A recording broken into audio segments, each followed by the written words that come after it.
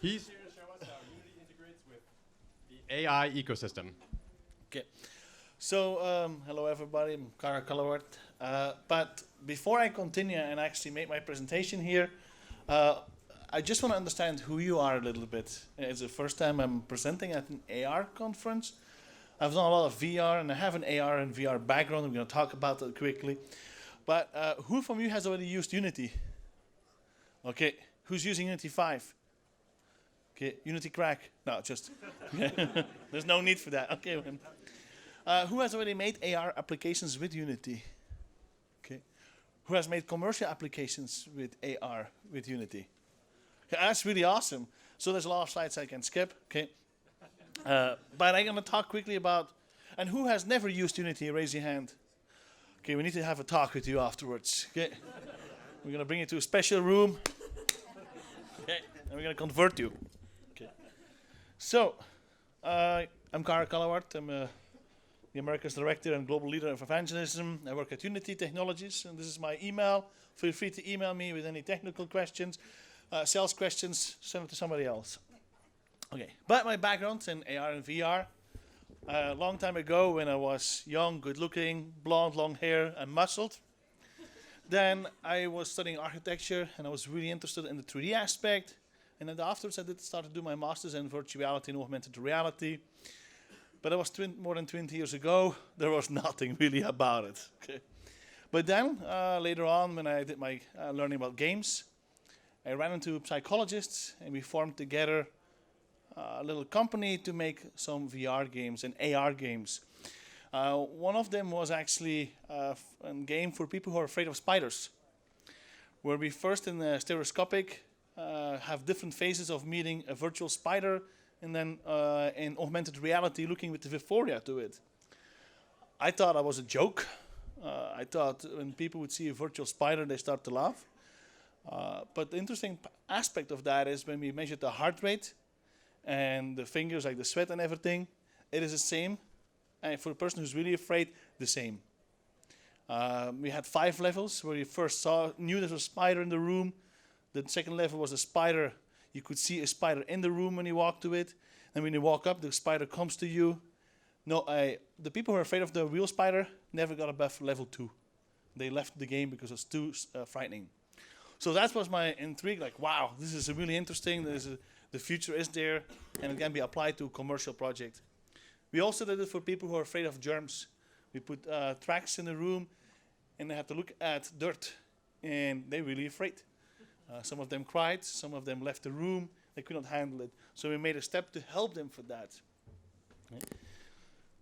So I'm Callewaert, it's a little bit my background, but I live in Canada, way up north. So if you want a host swap for snow, feel free to email me always, okay? But Unity 5 has been released recently. It's a full, for the people who never use it, and you're going to see it, it's an editor, it's a sandbox, where you actually can import artwork and create code to export to all different platforms. So you make it one time, you deploy it to all different platforms. And this is the price. I think $75 a month is affordable, but it gives you incredible graphics. Unity 5 is all about the graphics. Later we've done and audio updates. Okay.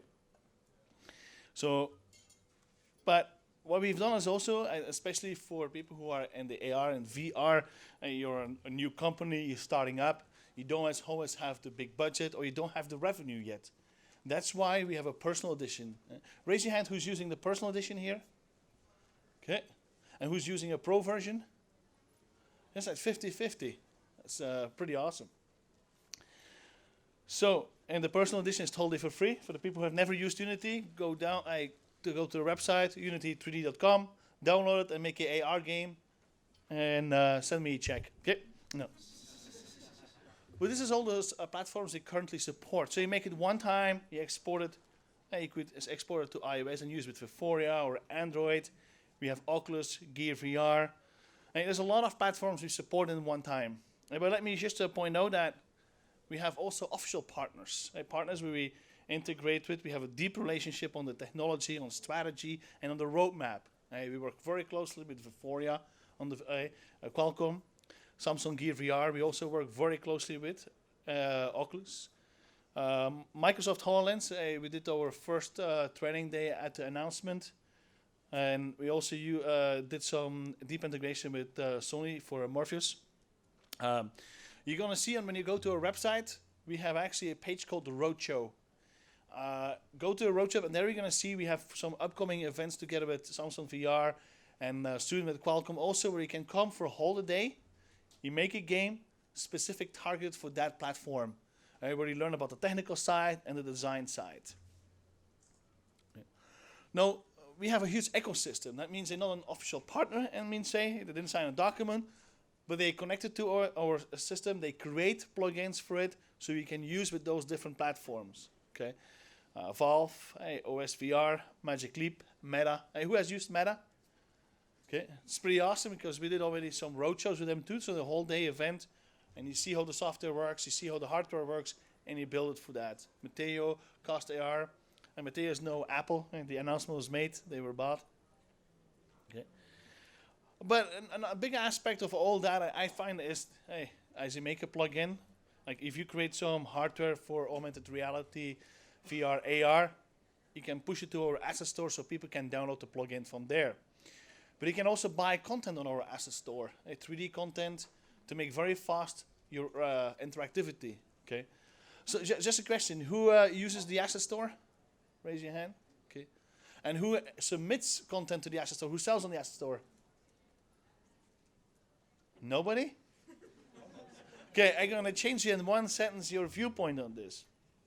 Did you know that the top 15 selling contributors to the asset store are individuals who generate for themselves monthly at $30,000 and $90,000 a month? I know there's nothing in here in the Bay Area. Nobody talks about that. It's like, that's my rent. Okay.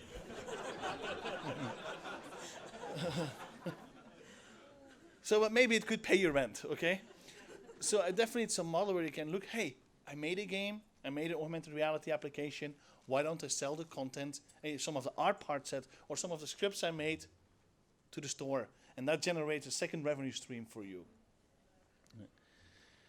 Meta is a nice example. I'm going to give you some examples. Meta, we used it at our roadshow event. It's really cool. You put your glasses on, you get the full interface, you interact with it. Who has used it again? Just a quick question. So they are kind of a relationship with us. We do events together. And this is really cool because you see the objects in front of you projected. It's very stable when you look around. Okay. Qualcomm Vuforia is another partner from us. It's really simple. You look at the device and you look at the trackers and you see it. The 3D in front of you, very stable. I used that personally when I did my spider apps and my germ apps. And we sold the company and everything, really great. But what's cool about that, it's not just a tracker, it's also 3D shapes. There's a lecture later on from David from Qualcomm Vuforia. I check it out because it's not just tracking. And what I really like about it is also even tracking words. It can on the fly translate words on top of it, track it, and do anything with that. But also shapes, and that's really interesting where you can really augment the reality. Another thing is that Qualcomm and Samsung GEARVR are working on the digital eyewear, so you can use the camera on top of it to see the real world and 3D on top of that. And that's an open beta right now, the SDK, so I definitely check that out. Who has tried HoloLens? Okay, I got to.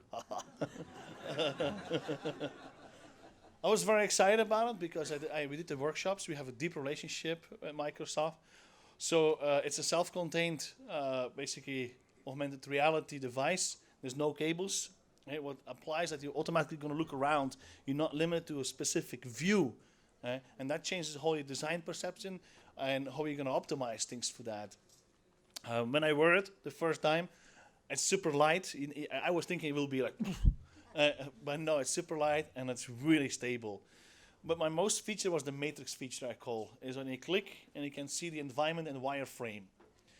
Literally, it looks and it generates for you in wireframe. When you move the object, the wireframe moves with it. It is not a pre-scanned in situation. What it also means is that you can do masking. If I'm standing here and I look at this desk, When an object flies around it, it goes in the back and it disappears and comes back.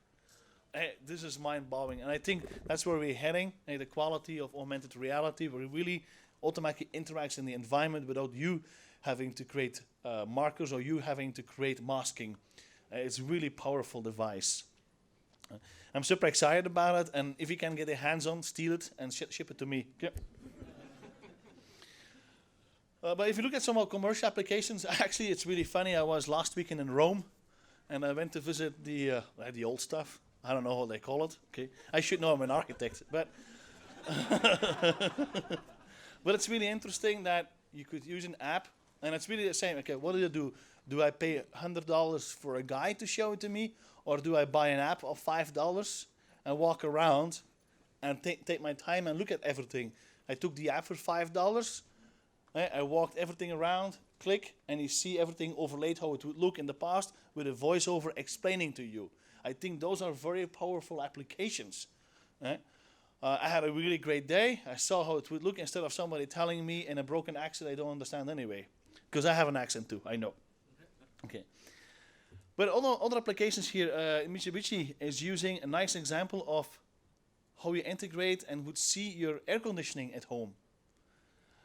This is literally an application. You take your mobile device, they use Mateo, you put a marker on the wall, and you look and you see your air conditioning system, how it would have an impact. Okay, because what they saw is that a lot of people, when they ask about the cost, the optimization, how will it look in my office? Hey, what is the impact in my house of that?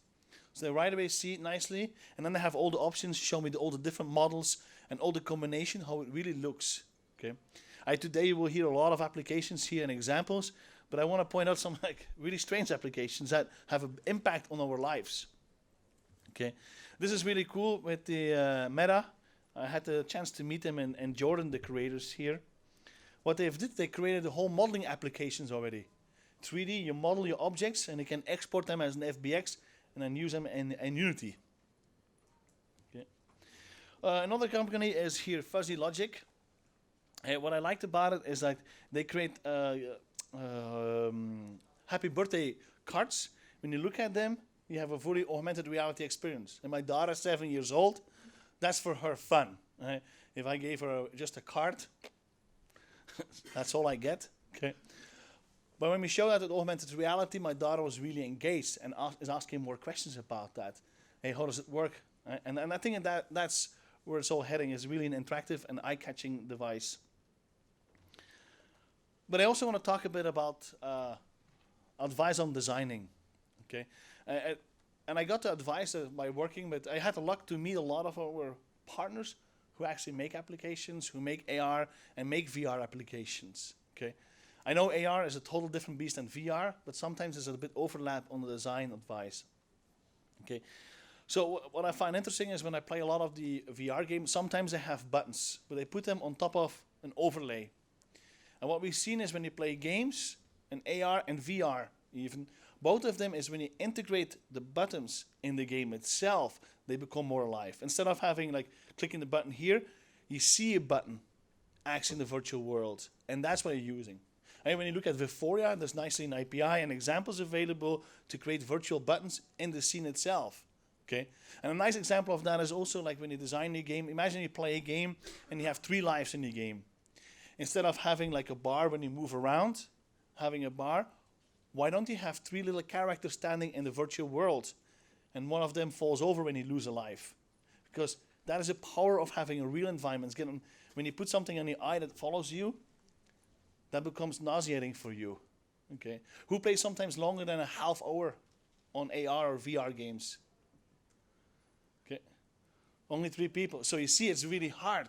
And that's why the better integration you do without having nauseated, the longer the experience will be. Okay.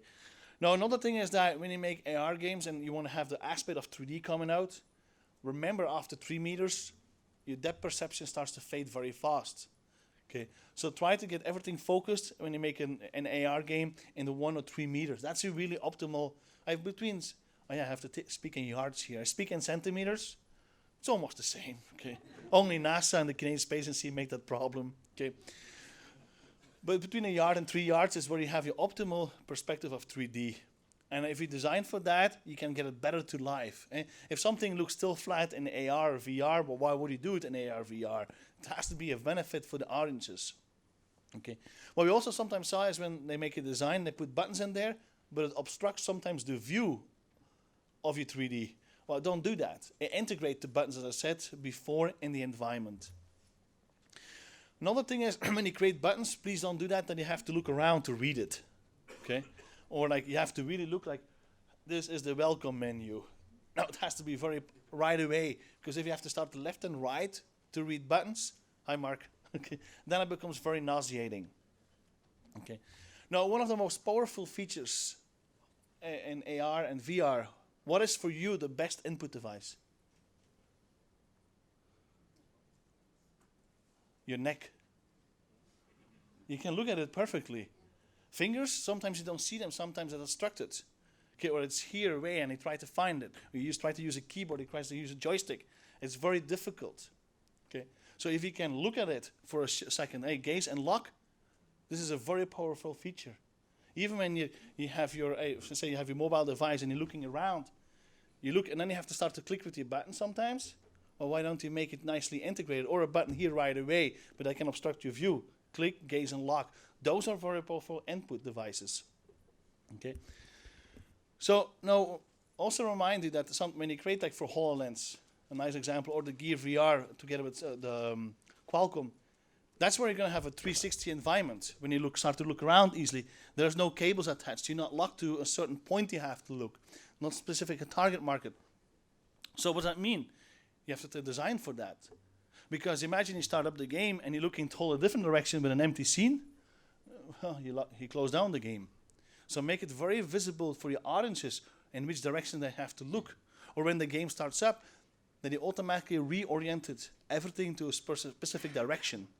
Those are things you have to keep in mind because you want to keep your players in the game, or you want to keep the people use the application.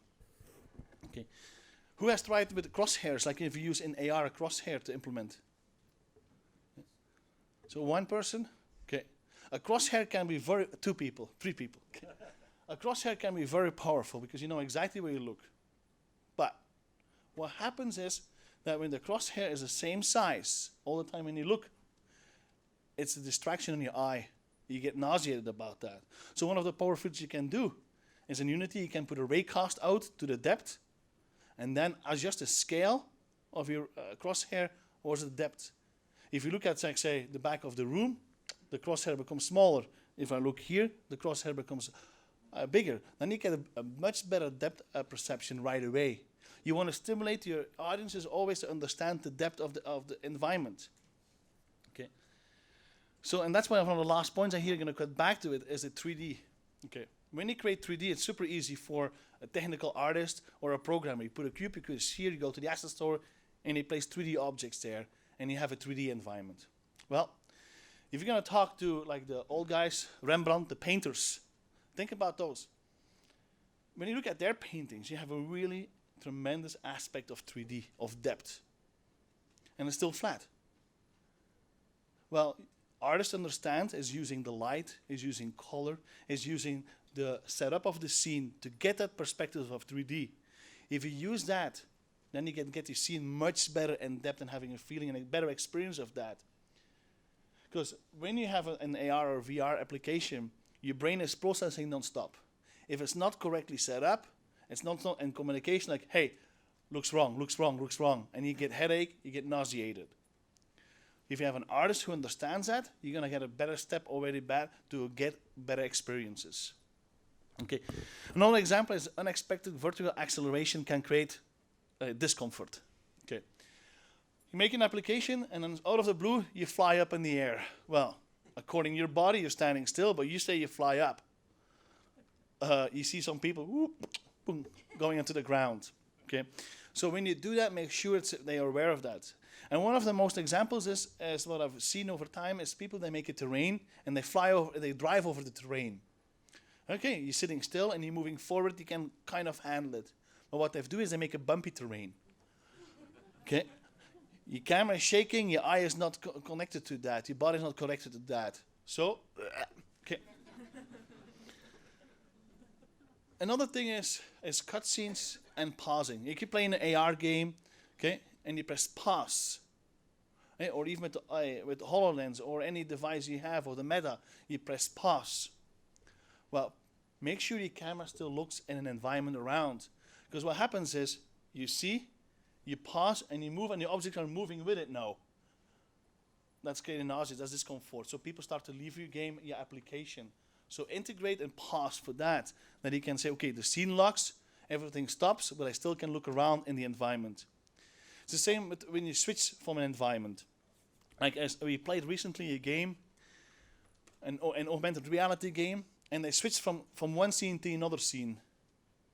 Well, think about that. You're telling your body, I'm engaged in this environment, and in one shot, I'm somewhere else.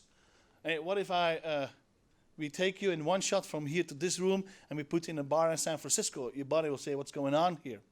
So when you transition between different scenes, really make go to pitch black, fade to black, and bring it back. That's the best transition you're going to have. Another thing I want to give you an example is don't switch to white, or like people who find it funny to do flickering. For some people, it's not fun. You get an epilepsy is really dangerous, and really bright colors. Research has shown that you have to watch out with that. Interesting so far? Okay. If it's not, I can pat my back and go home. Okay. Play golf or something. Okay. So on the technical aspect in Unity, it's very technical that I'm not going to go into that technical what it all means, but set your VSync to non-VSync because what you want is you want to make sure that everything tracks as much as possible with it. There is no delay. If you move your camera, then you don't want to have any delays. Okay, that creates very fast nauseated. And that's what I look at the first thing when I have an application in AR. I don't look at the quality, I look at the tracking, because that creates nauseousness. And also, of course, physics is very computing on mobile devices, or on devices anyway. So set your fix the timestamp to 60 frames a second, create a consistency there. But it's also better to use high-res textures than high-res 3D models as a performance, okay? Because your memory for your textures are much higher. If you look at the Samsung the S6, I think you have 1 gig memory for your textures. Use that instead of your 3D models because that will clog it up. Okay. Of course, avoid CPU spikes. So if you want a tremendous, let's say, math calculation, we're going to have a speak in the CPU. What's going to happen is your tracking will be loose. It will be delayed. And that's at any cost you want to remove. So be smart about it. Okay. Now, reduce draw calls. And that's what I want to just talk a little bit about it. So your draw calls is, if you don't know what it means, it's a communication from your CPU to your GPU, and you want to reduce that for drawing materials. Okay. If you're not familiar with that, I would strongly advise it to use a technical artist who really understands this to reduce your draw calls. But who uses Unity 5 now? Okay. In Unity 5, you're not going to look so much at your draw call. You're actually going to look at your set pass calls. Okay, and this is a significant change that you have to look at. Okay, a lot of people are not aware of it, but when you look in the stat menu, that's where you're going to look for it. Because the draw calls can all be, like, in a really simplified way, can be moved over from frame to frame without having to recalculate. But the set pass call is still what has to be calculated every frame, what will be moved over, and that's the number you're going to look at, especially for mobile devices. Okay. Now, another thing is keep your polygons as low as possible, of course. Your draw calls low, maybe 100 when you do mobile. Set your object to static. We use a lot less RAM. And bake as much as possible you can. Bake your light information to textures. When you do that, as you probably know, when you use real-time lights, first of all, is a draw call flies to the roof. If you can bake it as textures, you're going to have a nice environment with indirect light baked. Still have realistic if you want. Yeah. But talking about realistic, it's not about being super realistic for 3D, for augmented reality and VR. Even when it looks totally cartoonish, but it's really good, integrated, stable, and the tracking, people don't have any problems with it. It's about narrative aspect is so important that they understand it. And when you look at the application of in Rome, when you look at and you see the temples overlaid in 3D, they're not super realistic. but you get the message and you understand it. That's more important than having super nice graphics with really bad tracking. Okay, and in Unity, there's a lot of features that can help you with that. Use level of detail, culling. Use what we call it. You bake your. Okay, I know the buttons by heart, but the name I always forget. But that's super important that you call your objects as much as possible.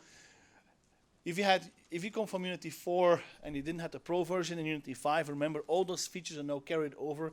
The Pro features like the culling, level of detail are all now moved over in the free version too. So happiness.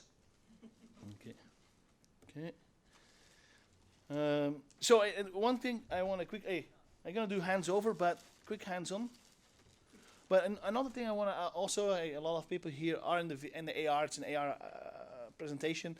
But I just want to point out a few things that in the VR we are moving a little bit faster, but it has a big impact also on the AR. So Unity 5.1 will be released in, I think, in 2-3 days. Ooh, okay. One of the things is, first of all, is we have an API for multi-platform VR. What does that mean? When you create the application, you can export it right away to the DK1, DK2, to the GEARVR. What does that mean? That you can automatically detect the quality settings. So if it runs on that device, change the quality settings for this. Makes it easy. Another thing is that you don't need to import an asset store package anymore or go to quality settings or try to do this. It's automatically done. What we do for that is you go to your build settings and there's a little button, support VR. That's it. You don't need to bring anymore a different first person or a different camera for that. Okay. So it makes it easy to multi-platform even for standalone and VR. Another thing that we integrated in there is a mirror setting API. By default, it's enabled. What does that mean? Well, when you click play in Unity, when you have made applications, you see automatically your left eye and your right eye. Well, it's very annoying because I want to actually see the full screen, but I only see the left eye and the right eye by the device itself. That's now enabled. So when you press play, the person sees the full screen in the game and sees the left eye and the right eye in the device. But you can still disenable about that. Also, there's one thing I didn't write there. There's another API we integrated as a distance for your eyes. Okay, with the Hololens, there's a really cool application that take a picture of your face, a mugshot they call that. Okay, automatically calculates the distance between your eyes, creates a file, and then can be uploaded on the device. Right? That will always reduce nausea because it's perfectly aligned with your eyes. Okay. And also GEARVR, when in Unity 5.1 it will be maybe released, but we have a patch ready for in 3 days after 5.1 is released to have the GEARVR also fully natively integrated. So you don't need to download any packages. You're just going to say click support VR and it works. So if you have a first person or a third person, just click and you're done. You don't have to cry. Okay. Now, for the people who have never seen Unity, okay, I'm going to open this. Okay, or here. Okay, so I have here Unity, and I really recommend you to go to the lecture of David from Qualcomm, and who give you also an in-depth overview of this. But what is this I'm going to show you here? This viewport is a scene. That's and then for the people who have seen this and know this, in a few minutes I'm ready. But I also going to give out a link, and that if you fill it in, it's a chance to win a Unity 5 Pro license with everything on it, so you don't have to do anything. Okay. If you like that, stay. If you don't like it, you can leave. Okay. Well, what's really cool about that? So here, if you want to make an augmented reality application for Vuforia, it's really simple. Look here. You go to your assets and you import a package, a custom package. And I imported this one. Where does it come from? You just type it on Google, Vuforia. You go to the website, you register it, and you import the package, and that's it. When you import it, the only thing you have to do is go to the prefabs here, and you say, okay, we're going to use an augmented reality camera. I drag it in my scene. So I have it here already imported. Okay. Then I drag and drop a prefab, an image target, and drag it in, a marker. That image, okay, it's a typical image that you can see on the internet. I import it, and then automatically it launches a dashboard, and we'll analyze the tracking for it, and you import the tracking data in there. That's it. Then, if you have 3D objects like a sphere you want to track, or a house, or any objects. You just make them a child of the hierarchy, okay, of that target. You make it a child. How you do that is really simple. Look, I create a cube, okay, and I say I'm going to make it a child of the target market. Click, image target, and you place it in the scene. Then you're done. The only thing you have to do is File, Build Settings, and now you can say, okay, in this case was Vuforia, we're going to use it for iOS or for Android, and build and run. You connect your device to it. For the people who have already done that, remember there's Unity Cloud built.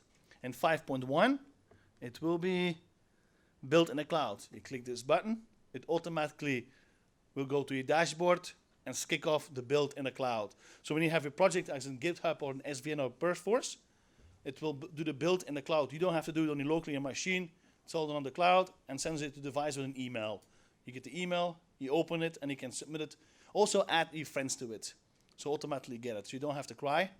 So it's a free tier for that. We have a pro tier if you want to pay money. And super cheap too. Okay, so this was basically a quick overview, okay, on how we can, the ecosystem of Unity of AR and VR. We saw we have a really deep connection with our partners to create the plugin super easy. Just drag it in and that's it, but also natively integrated. If you're interested to have your application natively integrated, ping me, send me an email, or talk after me here. But one of the cool things is when you go to this link, you can take a picture, you can go directly to it, you fill in your name, your email, a little bit about you, automatically goes to the database, and then this afternoon, it automatically picks a winner, sends an email to the person, hey, you want a shiny Unity 5 licenses Pro with everything, all the bells and whistles on it. Okay, but I know I have a few minutes left. I want to open it for questions. So what are your questions? Okay. Yes? I wanted to ask you, can you import Maya and 3D Max and all of that? Yeah, so the question is, can you import 3D Max and Maya and Unity files? Yes, so it's really simple. Either from Maya, you can import a native file in it, and on the back end, it does a conversion to FBX. You can import an FBX file, and you can import OBJ files, and the textures and the animations automatically are imported. Okay. And what is the difference between the personal and the professional version? Okay, what's the difference between the Pro version and the personal edition? It's personally. Okay, what does that mean? Like the moment you have a revenue of more than $100,000 a year, then we encourage you to buy the Pro version. But feature-wise, there's no differences. And that's something we did to really have a broader base and everybody having access to the same features. Yeah. Can you talk a little bit about extended tracking with Vuforia and how that works?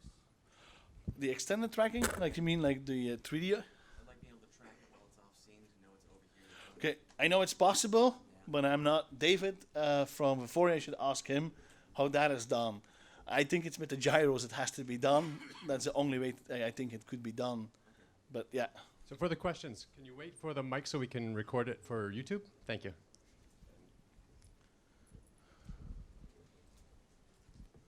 In Unity 5.1, have you fixed the jittering in the Oculus?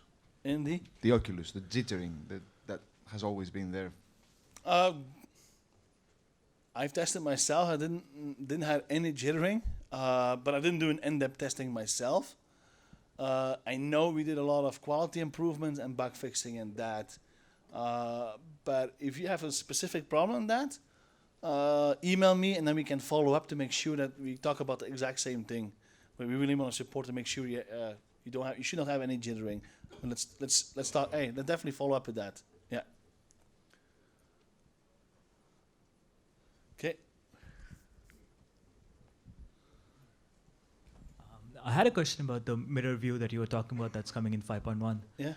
So, like, as far as I remember, Oculus created that direct-to-riff version because Windows does not support running two screens at different frame rates. But I wonder how you're getting away with that with the 5.1, since one has to run at 75 FPS, other has to be at 60. I don't know. I'm definitely going to ask a question to our engineers, how they actually did it. So the interesting aspect of it is that Oculus only supports now on Windows, doesn't drop the support for the Mac OS at the moment. So it becomes very interesting that you asked that question, and definitely if you email me, I can talk to the engineers how it's done. I've tested myself. It's supported out of the box like that. For me, it's always like give it to me, and I don't have to think about it. That's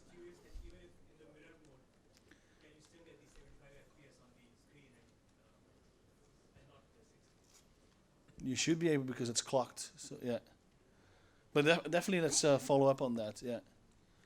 So is it possible to debug on your desktop screens, like see debug information while you're deploying on the actual device? So you can, yeah, you can always. There's two ways on debugging. One is you can.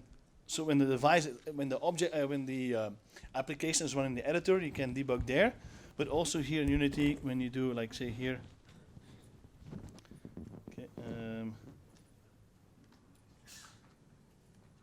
Here, when you do here build, development build, auto-connect your profiler. So that means when I build my application as a standalone version or on mobile, when it's running, you open then the profiler in Unity and you can see the profiling.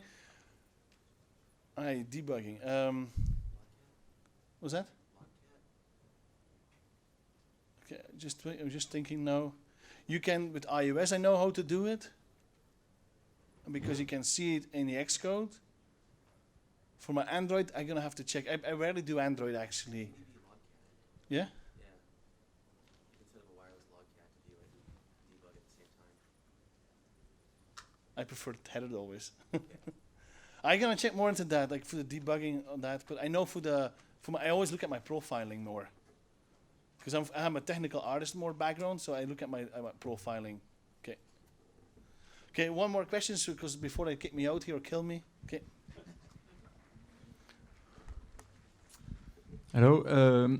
I've been asking to Unreal Engine team the same question. Are you thinking of like a plugin to record in stereoscopic and 360 degrees, a kind of a camera pass in Unity to record the camera content in panoramic, in 3D panoramic, to build like a side video panoramic instead of 3D real-time rendering? Do you understand what I mean? Yeah, it's an export to 3D video basically. Yeah, because it's technically quite difficult. So. Yeah, but I think it would be more interesting that I have real-time control over it. And let me get to that. You might have seen our announcement of director. No. Okay. That's where it becomes more interesting instead of having a video, because what director allows you is basically a linear timeline that you can control what happens.